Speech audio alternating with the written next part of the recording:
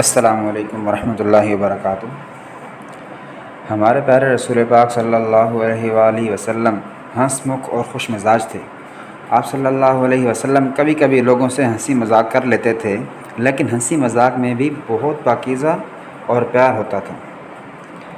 ایک بار ایک نابینا شخص آپ صلی اللہ علیہ وسلم کی خدمت میں حاضر ہوئے اور عرض کیا، اے اللہ کے رسول صلی اللہ علیہ وسلم، کیا میں جنت میں داخل ہو سکوں گا؟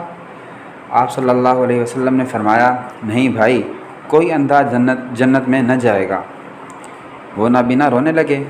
آپ صلی اللہ علیہ وسلم مسکرائے اور فرمایا، بھائی، کوئی اندھا ہونے کی حالت میں جنت میں داخل نہ ہوگا، بلکہ سب کی آنکھیں روشن ہوں گی۔ یہ سن کر وہ خوش ہو گئے۔ ایک مرتبہ ایک بوڑھی صحابیہ رضی اللہ عنہا آپ صلی اللہ علیہ وسلم کی خدمت میں حاضر ہوئیں اور آپ سے درخواست کی کہ میرے لیے جنت کی دعا کریں۔ آپ صلی اللہ علیہ وسلم نے فرمایا، کوئی بوڑھی عورت جنت میں نہ جائے گی۔ وہ رونے لگی۔ آپ صلی اللہ علیہ وسلم نے مسکرا کر فرمایا، بوڑھی عورتیں جنت میں نہ جائیں گی مگر جوان ہو کر جائیں گی۔ اس پر وہ خوش ہو گئیں۔ ایک بار آپ صلی اللہ علیہ وسلم کی کھلائی ماں حضرت ایمن رضی اللہ عنہا نے آپ صلی اللہ علیہ وسلم سے ایک اونٹ مانگا۔ آپ صلی اللہ علیہ وسلم نے فرمایا، میں اونٹ کا بچہ دوں گا۔ انہوں نے عرض کیا، میں اونٹ کا بچہ لے کر کیا کروں گی؟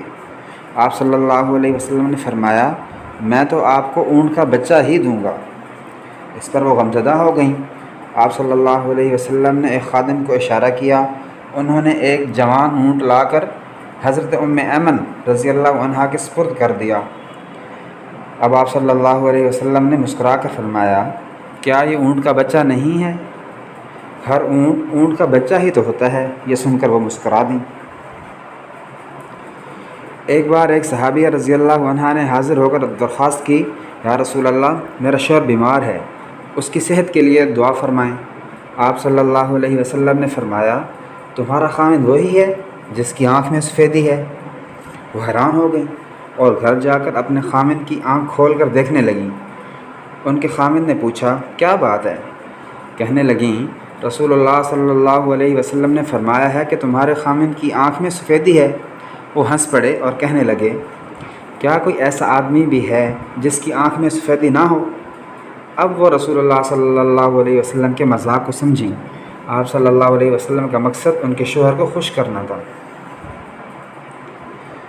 ہمارے رسول پاک صلی اللہ علیہ وسلم بڑے خوش اخلاق اور نرم مزاج تھے۔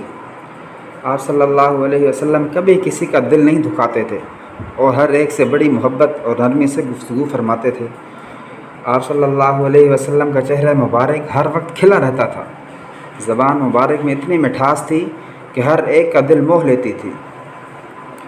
ایک مرتبہ ایک شخص آپ صلی اللہ علیہ وسلم کے دروازے پر حاضر ہوئے اور اندر آنے کی اجازت چاہی۔ آپ نے فرمایا، اسے اندر آنے دو، لیکن یہ اپنے قبیلے کا اچھا آدمی نہیں ہے۔ جب وہ اندر آیا تو آپ صلی اللہ علیہ وسلم نے اس سے بہت اچھی طرح پیش آئے اور بڑی محبت اور نرمی سے گفتگو فرمائی۔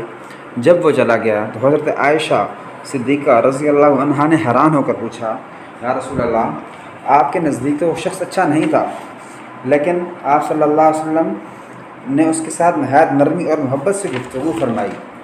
آپ صلی اللہ علیہ وسلم نے فرمایا، اللہ کے نزدیک سب سے برا آدمی وہ ہے جس کی بد زبانی کی وجہ سے لوگ اس سے ملنا چھوڑ دیں۔